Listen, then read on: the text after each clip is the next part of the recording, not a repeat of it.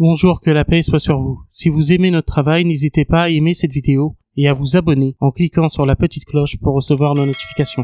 Nous allons aujourd'hui visionner ensemble une courte vidéo du Père Paul Adrien concernant le mois de Ramadan et le carême. Par la suite, je vais tenter de lui apporter une réponse en me basant sur les sources islamiques ainsi que sur les enseignements du magistère de l'Église catholique, et ce en toute courtoisie si Dieu le veut. Arrête de râler quand c'est le Ramadan avec tes chrétiens que t'as ras-le-bol qu'on parle de ça.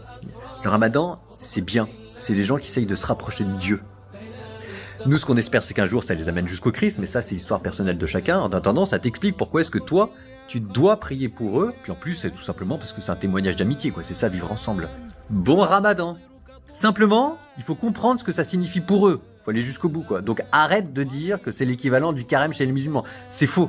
Le Ramadan, c'est un effort public. Le carême est un effort privé. Le Ramadan, c'est un esprit de fête. Le carême, c'est un esprit de deuil, parce qu'en fait, dans le carême, tu te prépares à t'unir à la mort de Jésus sur la croix. Et eux, en fait, ils se préparent à célébrer une naissance. Pour eux, c'est le mois où le Coran serait descendu sur terre. Et donc, ça t'explique ce qu'est le Ramadan. Pour eux, c'est l'équivalent de Noël. C'est pour ça qu'en fait, les enseignes, les supermarchés arrêtent pas de parler du Ramadan. C'est pas parce qu'elles sont musulmanes, c'est parce que c'est là où elles font leur chiffre d'affaires. C'est 30-40% de dépenses alimentaires en plus dans les familles musulmanes. Comme, pour nous, à Noël. Sauf que nous, pour se préparer à Noël, on fait le jeûne avant, alors que les musulmans, ils font le jeûne dans la journée, ce que nous on appelle l'avant, et la fête la nuit. Mais maintenant, t'as compris ce que c'était que le Ramadan pour eux. Donc, bon carême pour les uns, c'est la semaine prochaine. Pour le coup, il n'y a pas d'équivalent dans l'islam, tu te concentres là-dessus. Et bon Ramadan pour les autres. Cher Père Paul Adrien, le problème c'est que vous confondez ici ce qu'enseigne l'islam et le folklore culturel de nous autres musulmans du quotidien, qui entend comme faible et mon manger. Je crois bien entendu en votre honnêteté et en votre sincérité. Je sais donc qu'il ne s'agit ici que d'une erreur innocente de votre part, mais qui a des conséquences importantes sur la compréhension qu'ont beaucoup de catholiques sur ce sujet, puisque vos vidéos rencontrent un certain écho au sein de la communauté catholique. Je précise d'emblée que mon but ne sera pas de démontrer que le carême serait le Ramadan des catholiques. Nous devons éviter toute formule pouvant mener de près ou de loin au relativisme religieux, mais mon but sera uniquement de répondre aux points que vous avancez dans cette vidéo. Malheureusement, de manière générale, la vision qu'ont les catholiques du mois de Ramadan est plus influencée par les déplorables nuits ramadanesques de France 2, ou tout simplement par notre comportement imparfait en tant que musulmans, que par l'étude des textes islamiques. Pourtant, beaucoup de catholiques critiques de l'islam se prévalent de critiquer l'islam à partir de ces textes, à partir des textes islamiques, et non pas en se basant sur le comportement des musulmans. Ils affirment donc, très souvent, faire la distinction entre l'islam et les musulmans. Et pour ma part, je les crois lorsqu'ils disent cela. Je leur donne le jugement de la charité. Mais j'ai l'impression que cette distinction disparaît très souvent durant cette période du Ramadan. Pourtant, il est nécessaire de faire cette distinction entre ce qu'enseigne l'islam sur le mois de Ramadan et la façon dont nous, musulmans, pratiquons le jeûne du mois de Ramadan, de façon imparfaite, puisque nous sommes comme chacun des êtres humains pécheurs avec nos propres manquements. Je m'explique. Le but du jeûne du mois de Ramadan est, comme l'enseigne le Saint-Coran, d'atteindre la piété. Ô les croyants, on vous a prescrit le jeûne comme on l'a prescrit à ceux d'avant vous. Ainsi atteindrez-vous la piété. Bien évidemment, nous avons de nombreux exemples scandaleux autour de nous, de musulmans jeûnant mais s'éloignant de la piété, que ce soit dans leur relation avec Dieu ou dans leur relation avec leur prochain. Les catholiques peuvent aisément comprendre ce qui pourrait donner l'impression d'être un paradoxe, puisque bien que selon l'enseignement du Concile de Trente, les sacrements agissent ex opere operato, par l'action même, bien que la communion fréquente est censée alimenter la piété chrétienne, comme l'enseigne Pie X dans le motu proprio Sacra Tridentina Synodus, si la personne reçoit les sacrements avec de mauvaises dispositions, les sacrements n'ont pas un effet magique transformant cette personne en une sainte malgré ses mauvaises dispositions. C'est pareil de notre point de vue concernant le jeûne du mois de Ramadan. Il ne s'agit donc pas ici d'un mois de fête, en tout cas pas dans le sens communément admis, mais d'un mois de jeûne, d'un mois de pénitence. Cette narration prophétique nous enseigne la chose suivante. Celui qui prie la nuit du destin avec foi et en espérant la récompense, ses péchés précédents sont pardonnés. Et celui qui jeûne le Ramadan avec foi et en espérant la récompense, ses péchés précédents sont pardonnés. Ce qui démontre bien qu'il s'agit d'un mois de jeûne, d'un mois de pénitence et non pas d'un mois de fête. Vous confondez donc ici le Ramadan avec les deux fêtes de l'Aïd. La première fête de l'Aïd marquant la fin du mois du jeûne de Ramadan, ce qui se rapproche, comparaison n'est pas raison, plus de la fête de Pâques marquant la fin du carême. Encore une fois, comparaison n'est pas raison. Ensuite, vous nous expliquez que le jeûne du mois de Ramadan est un jeûne public alors que le carême serait quelque chose de privé. Ce à quoi je vous répondrai que le carême étant une obligation commune aux catholiques, obligation se trouvant dans les préceptes de l'Église catholique dans le catéchisme de Pie X par exemple, nous pouvons affirmer donc que le carême est une dévotion publique également, une dévotion privée étant par nature surérogatoire. L'aspect communautaire du carême était certes autrefois beaucoup plus visible, beaucoup plus marqué, lorsque les règles disciplinaires encadrant cette dévotion étaient plus strictes. Le carême ayant connu un allègement significatif au niveau de ses règles disciplinaires, la suite du Concile Vatican II, sans que le Concile ne soit ici directement en cause. Je parle surtout de l'après-concile. La constitution apostolique Paini in Termini de Paul VI étant souvent perçue comme une étape importante dans ce processus d'allègement en lien avec la discipline du jeûne dans le catholicisme. Ce qui, de mon point de vue, constitue une rupture au moins au niveau pastoral disciplinaire par rapport à toute la tradition de l'Église catholique. Un exemple relativement récent, encore une fois, celui du catéchisme de Pie X, qui fait un rappel des règles concernant le carême, des règles qui étaient plus simples, mais aussi beaucoup plus exigeantes qu'aujourd'hui. Je cite. Que nous ordonne le second précepte de l'Église par les mots « jeûner au jour commandé ». Le second précepte de l'Église par les mots « jeûner au jour commandé » nous ordonne de jeûner pendant le carême, à certains jours de l'Avent, là où le jeûne est prescrit, aux 4 temps, à certaines vigiles. En quoi consiste le jeûne? Le jeûne consiste à ne faire qu'un seul repas par jour et à s'abstenir des aliments défendus. Au jour de jeûne, peut-on faire le soir une petite collation? Par une condescendance de l'Église, on peut, les jours de jeûne, faire le soir une petite collation. À quoi sert le jeûne? Le jeûne sert à mieux nous préparer à la prière, à faire pénitence des péchés commis et à nous préserver d'en commettre de nouveaux. Qui est obligé au jeûne? Sont obligés au jeûne tous les chrétiens qui ont 21 ans accomplis et qui ne sont ni dispensés ni excusés par un empêchement légitime. Donc nous voyons ici que les règles étaient beaucoup plus strictes, que le jeûne concernait l'intégralité du temps du carême, contrairement à la discipline actuelle où cela ne concerne que quelques jours pendant le carême. Cet ascèse faisait que le jeûne du carême avait une visibilité plus grande, donc un aspect public plus grand également, puisque l'ensemble des fidèles jeûnaient ensemble l'intégralité du carême. Mais malgré l'allègement actuel, surtout depuis Paul VI, concernant le carême reste également une dévotion publique, une dévotion communautaire. Communautaire dans le sens où c'est une dévotion commune à l'ensemble des catholiques du monde. Hier, par exemple, le début du carême était marqué par le mercredi des cendres, jour durant lequel le prêtre trace avec les cendres de l'an passé une croix sur le front des catholiques. Certes, certains enlèvent cette marque en quittant l'église, mais d'autres prennent la décision de la conserver, comme nous pouvons le voir ici avec Marco Rubio, secrétaire d'État des États-Unis d'Amérique. Si le carême était uniquement du domaine privé, l'Église catholique demanderait aux fidèles de retirer immédiatement ce signe en sortant de l'Église, ce qui n'est pas le cas. L'apologète catholique américain George Meyer explique au micro de Catholic Answers l'importance de l'aspect communautaire du carême dans le catholicisme. Hey, Chris, Joe, thank you guys for taking the call. Appreciate it. Just had a dinner with the wife and something interesting came up about Lent. So basically I didn't know that the abstaining from meat on Fridays is a mortal sin if you don't do it. So my question is, basically my wife's question is, why did the church define that to be a mortal sin? And then from my end, how does that work if you truly don't feel like it's that grave of a matter? Great. Like if I'm objectively, I know that it's a mortal sin because the church says it is, but subjectively, I truly am not convinced, I guess personally, that if I died after eating meat on Friday, I would go to hell. You're asking a very important question, Tim. Yeah, it's a great question. So there's really 2 parts to it. First, why is this something the church takes really seriously? I'd give 2 answers. One, the Friday thing is obviously a reminder of the Lord's passion, that we commemorate Good Friday, and we do that really all year round, but in a special way during Lent. And so that's really an important thing. Second, I would say even sociologically, there's a reality that when you're bound together by a common penance, it actually does a lot for the unity of the church. And I experienced this. I went to Georgetown, and so I saw a lot of observant Jews, and which, if you've been there, that makes more sense than if you just hear those 2 facts unrelatedly. And I was really impressed by the way that keeping kosher kept people connected, even if they maybe didn't practice the other parts. There was something to that.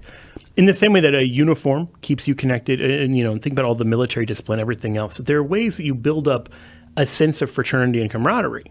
that you have this spiritual penance, but it's important that it's not just an individual act, it's a communal act. This is something that both draws you closer to Christ, but also is something we're doing collectively as a church.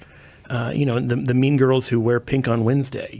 All of these things that just at a human level, this binds us together. So a person who knows that this is true and intentionally flaunts it and flaunts the authority of the church is severely doing damage both to their relationship with the church and their relationship with Christ. Not because there's anything inherently wrong with eating meat in the same way that if you drive through a red light, it's not that red light in particular has some effect that it just makes cars stop.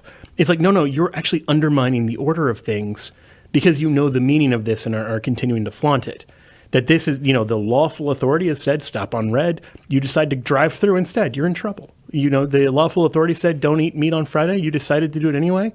You're in trouble. There's a good reason for it. The authority has put it in place, and then to just ignore it.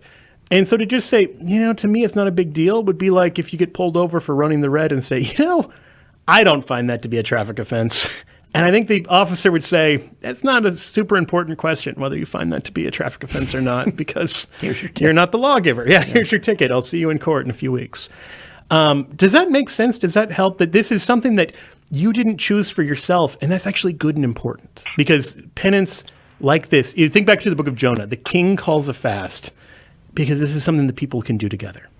Ensuite, la subversion de l'esprit du Ramadan par les commerçants qui en font un mois de festin n'est bien entendu pas en accord avec les textes islamiques, comme nous pouvons le voir dans ce verset du Coran qui s'applique de façon générale et donc d'autant plus lors du mois de Ramadan. Le Saint-Coran nous dit en effet « Et mangez et buvez et ne commettez pas d'excès, car il, Allah, n'aime pas ceux qui commettent des excès. » Cette narration prophétique nous enseigne également « Un humain n'a jamais rempli un récipient plus mauvais que le ventre. Il suffit au fils d'Adam de quelques bouchées, afin qu'il tienne son dos droit. Et s'il ne peut se contenter de cela, alors le tiers pour la nourriture, le tiers pour sa boisson, et le tiers pour sa respiration. Que dire alors de la gloutonnerie durant le mois de Ramadan? Là, je vais m'adresser de façon plus générale aux catholiques critiquant l'islam en leur posant cette question. Vous nous dites à longueur d'année faire une distinction entre l'islam et les musulmans. Pourquoi vous ne faites pas cette distinction lorsque vous critiquez le mois du Ramadan à cause du comportement des musulmans? Pourquoi ne pas prendre en compte ce qu'enseignent ces textes islamiques qui réprouvent le comportement de beaucoup d'entre nous durant le mois du Ramadan? Bien entendu, encore une fois, je ne blâme personne. Nous sommes tous des êtres humains faibles. Toutefois, cette idée chez les catholiques du Ramadan comme un mois de festin est très ancienne.